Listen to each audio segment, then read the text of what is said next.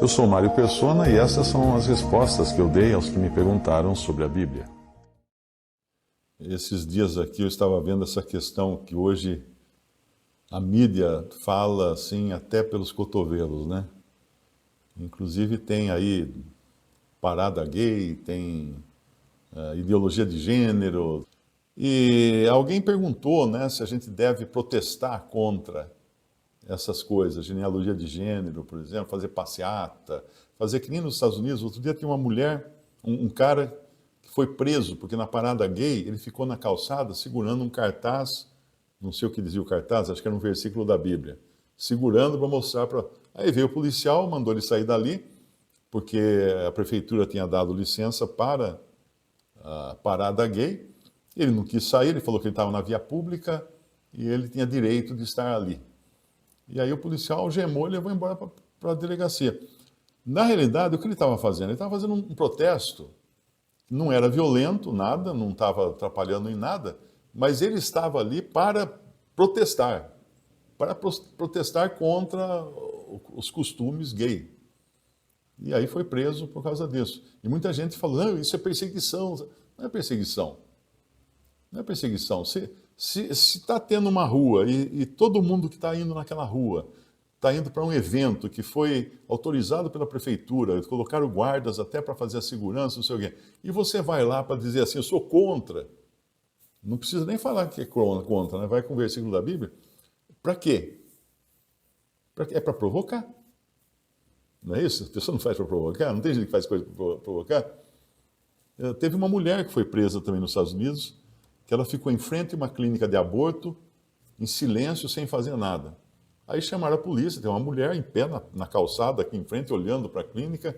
O que essa mulher quer, né? Será que é alguma terrorista? Porque tem algumas igrejas mais radicais nos Estados Unidos que costumam colocar bombas em clínicas de aborto, né?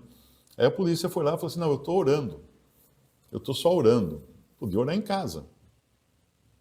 Não é? Deus não precisa que você vá especificamente naquele lugar para orar. Na realidade, ela estava em atitude de provocação. Infelizmente, isso gera uma raiva, né, de muitos contra cristãos. E a questão é a seguinte, o cristão deve protestar contra a ideologia de gênero? A minha opinião é não. Até teve...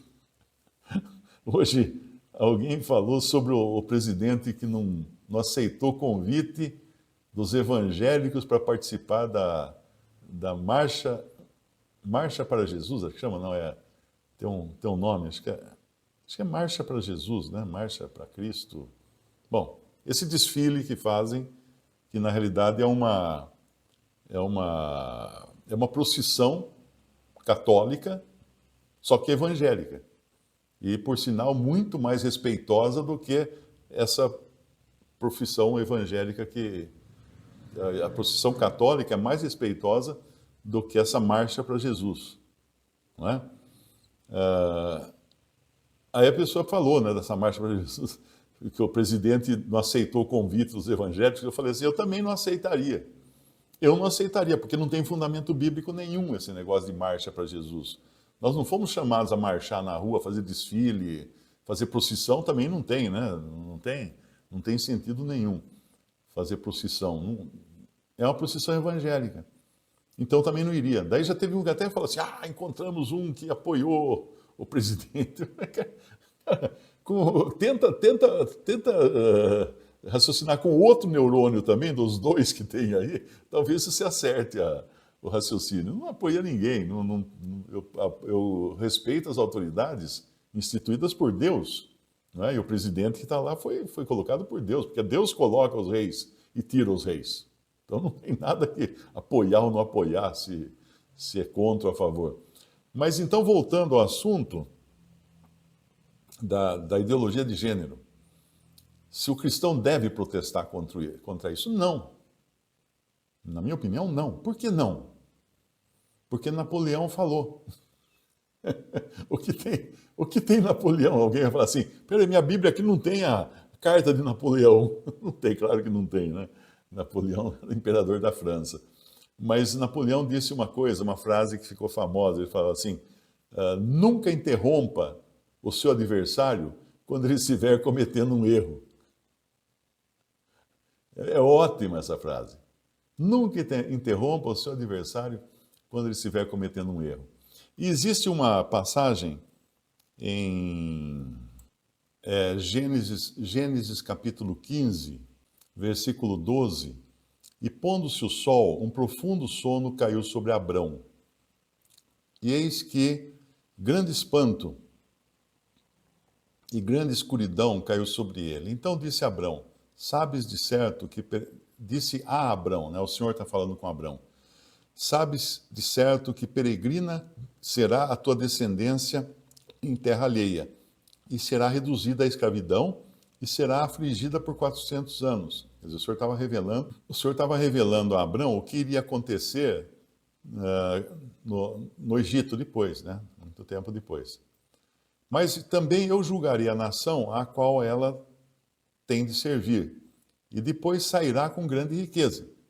E tu irás a teus pais em paz, em boa velhice, e serás sepultado. E a quarta geração tornará para cá, porque a medida de injustiça dos amorreus não está ainda cheia. O que Deus estava falando para Abraão? O que o Senhor está falando para Abraão? Que ele não era ainda para tomar a terra dos amorreus, mas a sua quarta geração é que voltaria para tomar a terra dos amorreus. Mas por que só a quarta geração? Porque a medida de injustiça dos amorreus não está ainda cheia. Na versão atualizada fala assim: porque não se encheu ainda a medida da iniquidade dos amorreus. Isso aqui tem uma lição tremenda. Eu aprendi esse versículo muito tempo atrás, logo no começo da minha conversão, e é um princípio que Deus tem importantíssimo. Qual é? A gente vê muitas nações foram julgadas por Deus e destruídas, e eliminadas da terra durante o Antigo Testamento. Nós vemos isso acontecer, até as pessoas se espantam. Mas como que Deus pode eliminar nações inteiras? Porque Ele é Deus, só por isso. Ele é o dono, né? Então Ele decide. Mas veja que Ele não faz isso sem critério. E esse versículo mostra: e a quarta geração tornará para cá, porque a medida de injustiça ou de iniquidade dos amorreus não está ainda cheia. É como se tivesse uma marcação no vidro das injustiças de um povo, que a hora que se enchesse essas injustiças, aí Deus vinha com juízo. Aconteceu com Sodoma, aconteceu com Gomorra, não foi? Quando Deus mandou juízo, porque já estava no auge já, a medida, tipo assim, estava batendo no queixo já, a injustiça, a iniquidade dos sodomitas. Por isso que Deus aí teve que destruir a cidade. Então esse é um princípio importante. Deus não destrói, não age enquanto não se encher a medida. Não se encher a medida. Por isso não se preocupe que esse mundo esteja indo de mal a pior, esteja degradando totalmente, a cristandade também, perdendo os freios para tudo, se corrompendo de todas as maneiras. Por que o Senhor não dá um basta? Ele vai dar. Ele vai dar. Já está na agenda, ele anotou na agenda dele. Ele está só esperando o nível. Ele está só esperando o nível, chegar no nível que fala assim: agora vai. Chegou a hora. Agora vai. E um exemplo disso aqui, a gente tem lá em Romanos, capítulo 1, que é para o nosso tempo, né, também. Em Romanos, capítulo 1,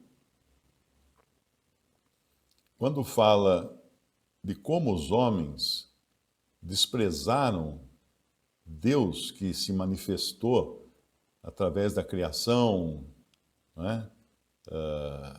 No versículo 18 fala assim: porque do céu se manifesta, Romanos 1,18, a ira de Deus sobre toda a impiedade e injustiça dos homens que detêm a verdade em injustiça.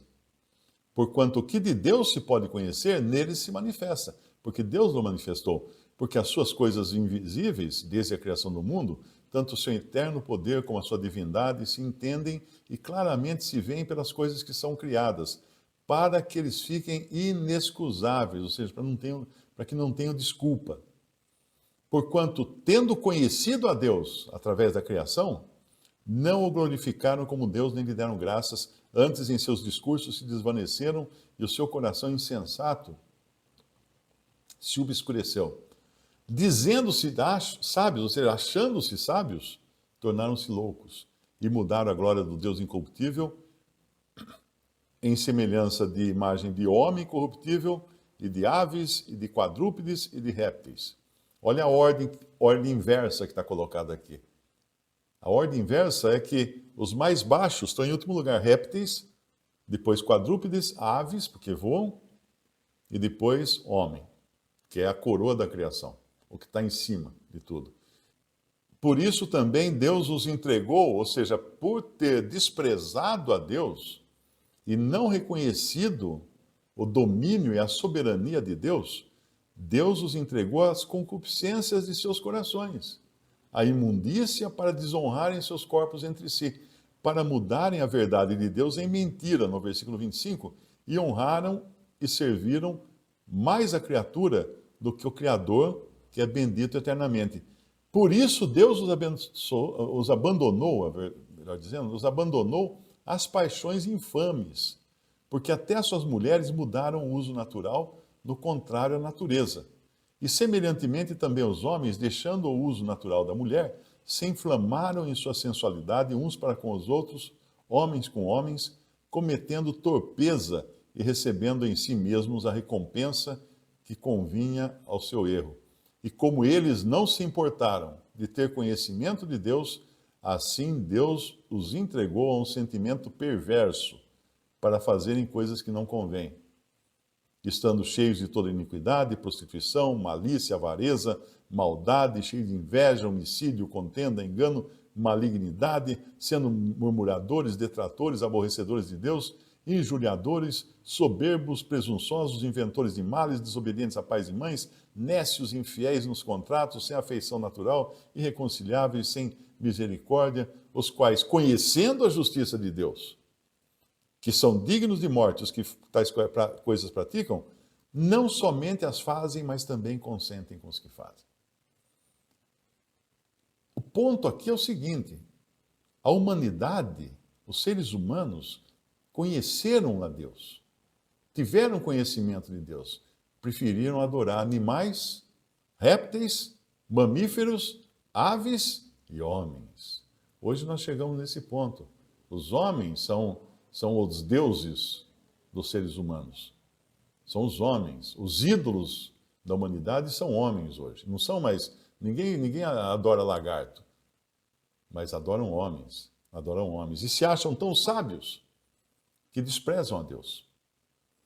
E aí, no versículo 26, fala: por isso, Deus os abandonou às paixões infames, porque até as mulheres mudaram o uso natural, no contrário à natureza, e por aí vai. Então, quando Deus abandona o ser humano para que ele siga o seu caminho, obedecendo às suas próprias paixões, é a pior coisa que pode acontecer com o ser humano.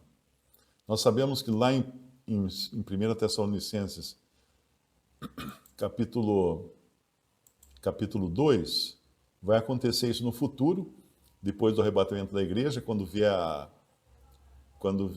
a apostasia geral da cristandade. É 2 Tessalonicenses, capítulo 2. No versículo 9, versículo 8 fala assim: e então será revelado o iníquo, a quem o Senhor desfará pelo assopro da sua boca e aniquilará pelo esplendor da sua vinda.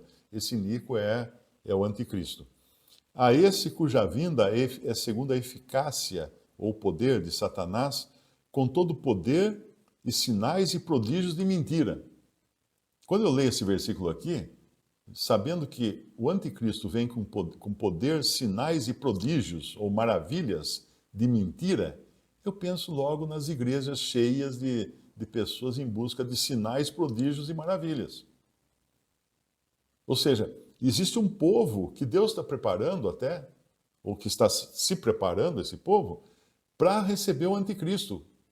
É um povo que é obcecado, viciado em sinais, em milagres, em maravilhas. Então, quando vier um homem que vai fazer tudo isso, é esse que eles querem. É esse que eles querem. E no versículo 10 fala assim, 2 Tessalonicenses 2:10, e com todo o engano da injustiça para os que perecem, porque não receberam o amor da verdade para se salvarem. São pessoas incrédulas, religiosas, mas incrédulas. E por isso Deus lhes enviará a operação do erro, para que creiam na mentira, para que sejam julgados todos os que não creram a verdade, antes tiveram prazer na iniquidade. Então, juntando tudo agora, os amorreus não foram destruídos antes, porque Deus estava esperando chegar ao nível de iniquidade deles, no ponto que merecia a destruição. Lá em Romanos 1, nós vemos que os homens desprezaram Deus de tal maneira que Deus os entregou a uma disposição contrária. Homem com homem, mulher com mulher, para praticarem coisas abomináveis aos olhos de Deus. Deus os entregou. E aqui fala que Deus vai colocar uma operação do erro, uma outra versão fala um engano sedutor nessas pessoas para crerem no anticristo. Junta tudo isso, qual deve ser a reação de um cristão? O conselho de Napoleão. Se o teu adversário estiver cometendo um erro, não interrompa. Então nós vemos tudo isso acontecer no mundo, tá vindo lá a parada gay, não sei o que lá. Eu não vou deitar no asfalto para impedir que faça isso. Vou deixar, vai ver o que vai acontecer lá na frente. Está na agenda, o Senhor já tem tudo já pronto para fazer. Não seja o cristão aí o que vai querer impedir se nós sabemos que tudo aqui será julgado e destruído, e o fogo vai comer solto esse planeta, por que eu quero pintar o Titanic de cor bonita agora, sabendo que ele vai bater no iceberg? O iceberg está lá, nós estamos vendo o iceberg, estamos chegando lá, eu vou pintar o Titanic? Nada, vou pular fora desse barco aqui, vou pegar o salva-vidas e cair fora. Essa é a mensagem do Evangelho, não é uma mensagem de melhoria do mundo. A mensagem do Evangelho é uma mensagem de resgate das pessoas do mundo, tirar do mundo essas pessoas pela fé no Senhor Jesus Cristo. Então, basicamente é isso que fala o Evangelho. Então, não perca o seu tempo querendo endireitar os incrédulos. Nós não pregamos o Evangelho para a pessoa mudar de vida ou mudar de preferência sexual, nada disso. Nós pregamos o Evangelho para a pessoa ser salva, pela fé em Cristo. O que o Espírito Santo vai fazer na vida dela depois é outra história. Se ela se converter realmente, ela vai saber, estiver vivendo uma vida contrária à palavra de Deus, à vontade do Senhor, ela vai sentir na pele isso. Então ela vai ser guiada pelo Espírito Santo a viver de acordo com a vontade do Senhor. Visite o canal Respondidas no YouTube. Também respondi.com.br e 3minutos.net. Baixe os livros e o aplicativo.